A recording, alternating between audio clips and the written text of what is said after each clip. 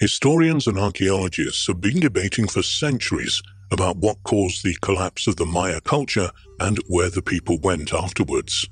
There have been various explanations, but perhaps the most controversial is that the ancient Mayans fled Central America after their societies collapsed and made it all the way to the mountains of North Georgia. This is the contention of researcher Richard Thornton, who believes that an ancient archaeological site near Georgia's highest mountain is possibly the site of the fabled Mayan city of Yupaha, which Spanish explorer Hernando de Soto failed to find in 1540. The enigmatic Maya have fascinated the world since their discovery in the 1840s by John Lloyd Stephens and Frederick Catherwood. The Maya were a remarkably sophisticated Mesoamerican civilization whose territory included present-day Guatemala, Belize, Honduras, El Salvador, and the southeastern Mexican states of Tabasco, Yucatan, and Quintana Roo. The 6th centuries from about AD 250 to 900 was the classic period of Mayan culture, with their artistic and intellectual achievements were the equal of any pre-Columbian civilization of the Americas. The Maya were the first people of the Americas to keep historical records, most of which adorn stone monuments and contain records of civil events and Mayan calendric and astronomical knowledge. Perhaps the supreme example of the Maya's cultural accomplishments is their extraordinary intricate calendar system, which has a major influence on the later Aztec calendar. This calendar became ominously significant in the early 21st century as, according to one interpretation of its dates, on the winter solstice, around December the 21st, 2012, there would be a catastrophic flood and the world would be destroyed. Since the early days of the study of the Maya, theories as to why their society collapsed have been continually put forward, some more plausible than others. Disease, a social revolution, drought, famine, foreign invasion, overpopulation, disruption in trade routes, earthquakes, and even hurricanes have all been blamed.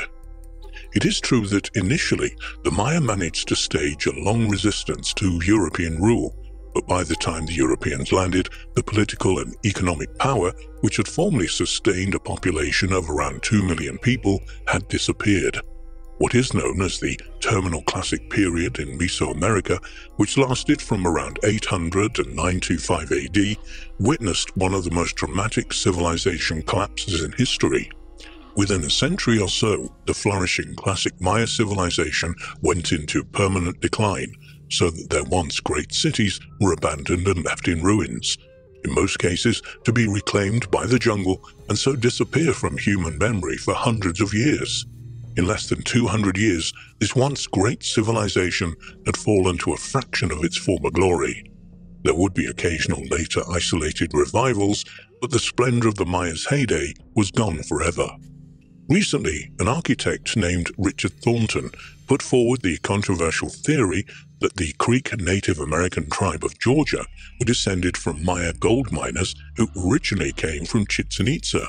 He believes that Maya refugees fled Central America and ultimately settled around Ocmulgee, Track Rock, after the Maya collapse.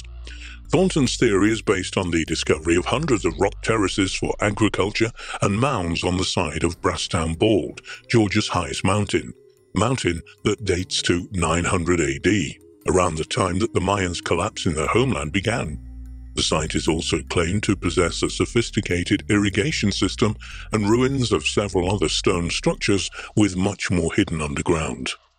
Thornton also believes that Brasstown Bald is the site of the fabled Maya city of Yupaha, which Spanish explorer Hernando de Soto failed to find in 1540. Some of Thornton's conclusions about the Mayan connection to Georgia are based on oral history. He also believes that many of the place names in the area strongly suggest a Maya presence there.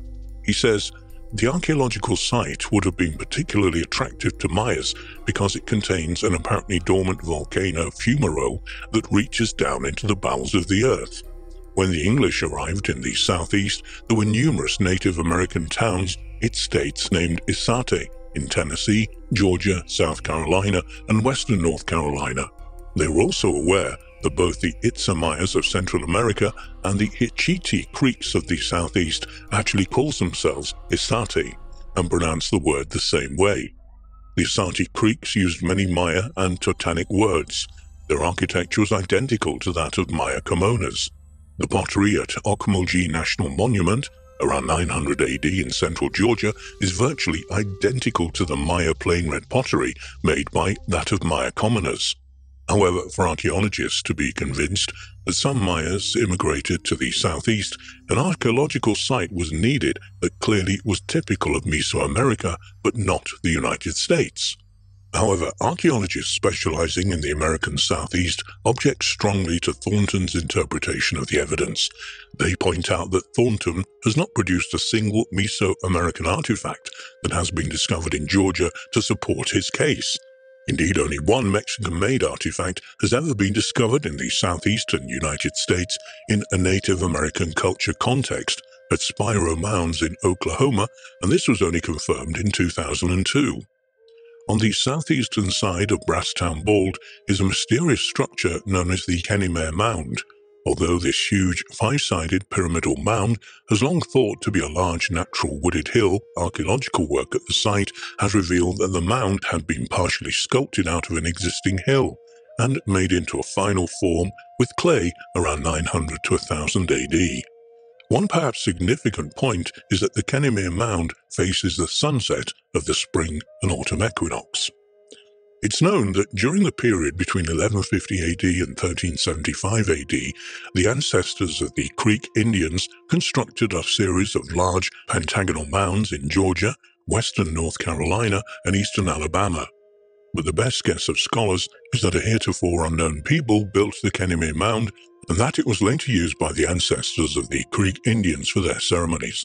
But although archaeologists are not sure what the ancient mound was used for or who built it, Richard Thornton has theorized that considering the date, the site could well be a Maya stone pyramid. According to Thornton, there were once stone structures on top of the Kurimeo Mound. Longtime residents of the Nakuchi Valley told me that until the late 70s, the ruins of stone temples were on top of the mound and there were several man-made terraces, supported by stone walls on the slopes of the hill around it. These ancient stone structures were removed by a family moving from Florida, who used the rocks to build a chimney and retaining walls at their new mountain fantasy home. Thornton believes that the Kurimeo Mound has far more in common with ancient structures in Central America than anything in the southeastern US.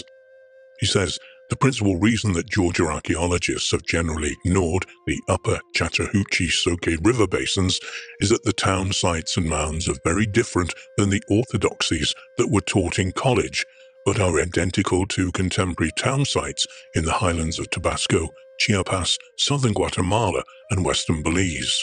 Smithsonian Institute ethnologist James Mooney stated in his famous book, Myths of the Cherokee, that the massive town that ran along the Chattahoochee for 2 miles was named Itzate.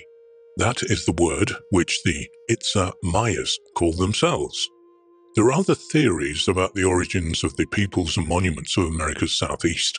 On the website of the Edgar Cayce Foundation, there's an article theorizing about peoples from Central America immigrating to Georgia, albeit at a much earlier time than the Maya. The authors, also responsible for the 2020 book Mound Builders, Edgar Cayce's Forgotten Records of Ancient America, take their information from one of Cayce's psychic readings, which said, Cayce made it clear that sometime after 3000 BC, groups of people who had been living in the Yucatan and Mexico entered into America's south and gradually moved north, becoming what we know as mound builders. At the time, Cayce made these readings, American archaeology had accepted that mound and pyramid building progressed in the opposite direction, north to south. However, as we have detailed in books and numerous articles, it is now known that the movement of this culture was south to north, precisely as Casey indicated.